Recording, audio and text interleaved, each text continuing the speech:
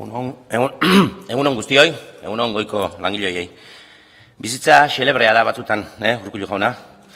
Aurreko astean, albistea zen, Guardia Zibila, Iberdrolaren egoitzaren barruan, ustezko korrupzioagatik, eta atzo berriz, Iberdrola, berriro, Ertzainaren eskutik, Iberdrola, industria sailaren aginduz, Errekalehor auzo osoko argia mozten.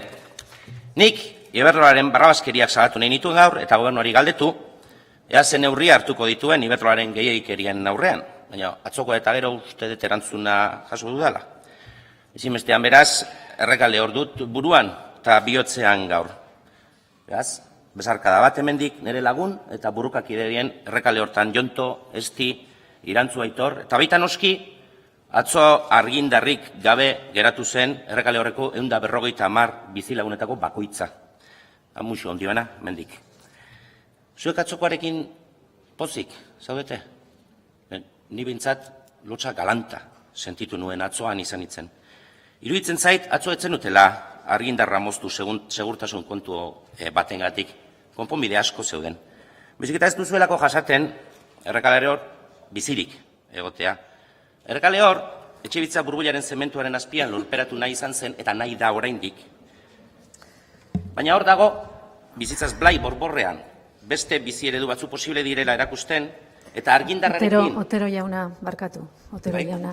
Minutu eta erdi utzi dizu ja hortaz hitz egiten. Galdera beste bada, interpelazio beste bada, Iberdrola enpresan gertatzen ari diren prozesu judizialen inguruan. Edo horrera gatoz, minutu eta erdi utzi dizut. Usted eskuzabala izan naizela, ez dauka gaiakin zer ikusirik. Badago interpelazioa edo galdereine badezu horri buruz, badaukazu datorren asteaz urrengo egiteko. Badakizu, hemengo arauan nola dian. Orduan, gustatuko litzaidake, mesedez, galdera, interpelazioara zentratzea gainerakoan moztu inbar dizut badakizuta. Bai? Eman, nik uste nuen Iberdrolari buruz ari nitzela, atzo Iberdrola aritu zen Errekalehorren, baina, utxea zue beraz gaira joaten, gaia beste bat balizela. 2008 urtera joango naiz, giro ekonomikoan hasi xamarra zegoen, eta Iberdrolaren inguruan tirabira handi edo desenteak zeuden, ACS eta Electricité de Francek enpresak Iberdrola kontrolatu nahi zuten, eta handik gutxira, sozialistek legebiltzar honetan Iberdrola babesteko proposamen bat aurkeztu zuten, 2008 urtea. Y decía así la propuesta socialista: el Parlamento Vasco apoya a la empresa Iberdrola para que mantenga su condición de empresa vasca de la energía y para que, desde su ubicación en Euskadi sin que se fragmente, continúe ejerciendo de líder del sector energético y apostando por las nuevas fuentes de energía renovables. Eta gehitzeko emendakin bat ere onartu zen egun hartan. El Parlamento Vasco insta al Gobierno español para que, mediante la política de regulación, promueva el desarrollo de una industria de la energía que responda a la defensa y los intereses de los consumidores. Y alguna cosa más. Hau batez onartu zen.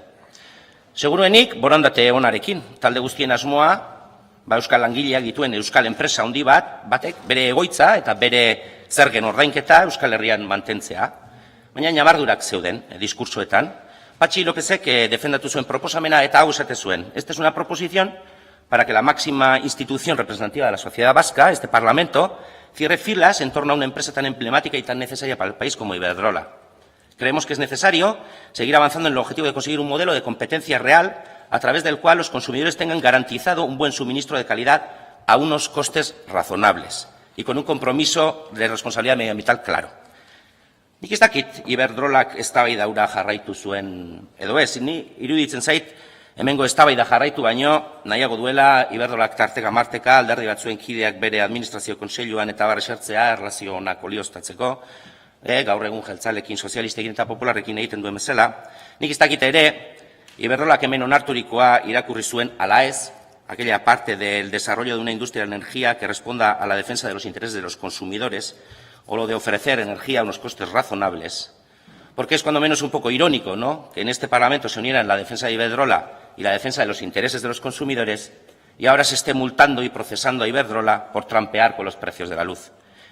Nik argi dudana da, legebiltzar honek Iberdrolarengan konfiantzarik ipini bazuen, konfiantza hori komontzulotik bera bota duela Iberdrolak azken urteetako praktikarekin.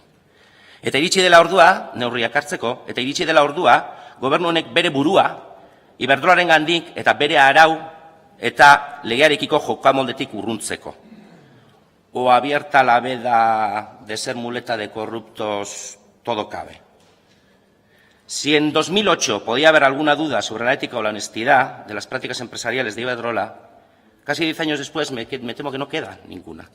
Cuando el juez de la Audiencia Nacional, Ismael Moreno, admite una denuncia de la Fiscalía Anticorrupción contra Iberdrola por manipular el precio de la luz en invierno de 2013 y lucrarse ilícitamente en plena ola de frío y con unos índices de pobreza energética rampantes, y cuando la Guardia Civil entra en la sede a buscar pruebas, no hace sino desbordar un vaso que se había ido llenando con todo tipo de prácticas irregulares o ilícitas.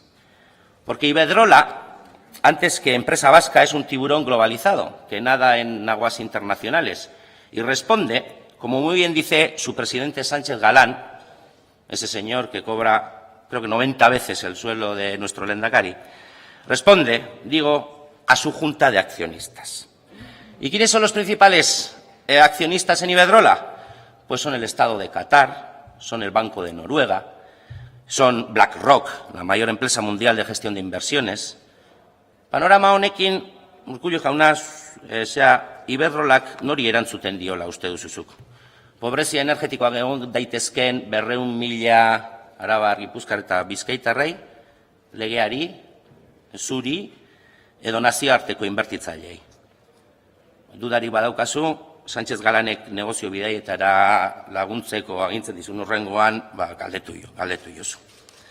Dena den, argindarraren prezioaren igoera artifiziala ez dute gaur deskubritu Madrilen. Esan den bezala, merkatuen eta lehiakortasunaren batzorde nazionalak dagoeneko 20 milioi euroko isuna jarri zion gai berdinagatik Iberdrolari 2005 urtean. Beraien ustez, frogatua zegoen Iberdrolak zentral hidraulikoak kontrolatu zituela 2013ko enkantearen aurretik, grabea izan zen, eta enkante sistema oso aldatu behar izan zuen gobernuak, hori zela eta. Eta bide batez esan da, 4. aldia zen, lehiakortasunaren batzordeak Iberdrola zigortzen zuela. Está demostrado que Iberdrola ha hecho gala de malas prácticas en los momentos en los que la crisis golpeaba con más fuerza a la población. En algunos casos hay sanciones, hay sentencias firmes, en otros hay acusaciones presuntas. Pero lo que es obvio es que Iberdrola es un gigante que busca el máximo beneficio aprovechando su posición de dominio en el mercado, retorciendo las normas en beneficio propio, cuando no incumpliéndolas, comprando el silencio o la complicidad de medios y de políticos. Un día duró la noticia en la prensa, un día. Y un día tardaron varios consejeros de este gobierno en salir a hacer la ola a Iberdrola. Gutxi balitz, aitortu beharrean gaude Iberdrola bezalako erraldoi energetiko baten egoitza Bilbon egoteak, ez dizkigula gure arazo energetiko nagusiak konpondu. Euskal menpekotasun energetikoa ez du jaitsi. Energia berriztagarriak ez dira edatu gure lurraldean. Nazioarteko erridikuloa egiten ari gara gure berriztagarrien portzentaiarekin. Pobrezia energetikoa ez du inondik inora ekidin. Alderantziz, Iberdrola eta Endesa eta Gas Natural bezalako enpresek merkatua trukatu, prezioak izugarri igoarazi eta gobernuen praktikak baldintzatu dituzte, galdetu bestela zergatik bizi garen, autokonsumari munduan traba gehien jartzen dion estatuan, edo zergatik ari garen ordaintzen guztion artean ziklo kombinatuen inbertsio zoroa. Orain artekoa ikusita argi dago gure jendartean energia ezinbesteko gai bat den neurrian eta enpresa erraldoien trampetarako joera ikusita, energiarekiko berarekiko hurbilketa eraldatzen hasi behar dugula, eta irabazi asmorik gabeko enpresen esku edo enprese publikoen esku utzi beharrean gaudela gaia.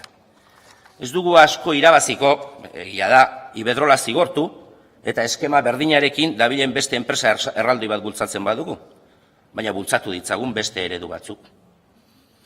Guztia esan da, zer gustatuko litzaiguke guri entzutea? Nahiko erraza da. Gobernu honek eta bere kideek behar diren neurri guztiak hartuko dituztela gehiegikerien aurka. Hori galdetzera etorri gara, baina proposamen batzuk ere ekarri ditugu. Bat izan diteke, Jaurlaritzak aurrerantzean egingo dituen energia arloko esleipenetan ustelkeriaren aurkako klausulak ipintzea. Ez ditzatela kontratu publikoak lortu tranpak egiteagatik prozesu judizialetan dauden enpresak. Edo hasi, argindar agentzia publikoak bultzatzen, kontrol demokratikoa izan dezagun. Edo ipini zuhurtzia printzipioa diplomazian, jaurlaritzaren izena ez arriskatzea, eskatzen dizuegu, lehendakariak edo gobernukideak nazioarteko Iberdrolaren negozioetan aurpegia ipintzen duzuenean, Araba, Bizkaia eta Gipuzkoako biztanle guztiongatik ematen duzue aurpegia, ez ahaztu. Eta orokorrean, Iberdrola kuarentenan ipintzea, korrupzio beste edozein susmagarri bezala, ondo dakizue, Txitxo eta bere kuadrilak ez daude kondenatuak, baina badaezpada aparte. Iberdrolarekin, berdin, lankidetza akordioak berraztertu, eta bar. Eskerrik asko, Otero jauna, amaitu zaizu denbora. Jaurlaritzaren ordezkaria, Tapia andrea, zurea da hitza.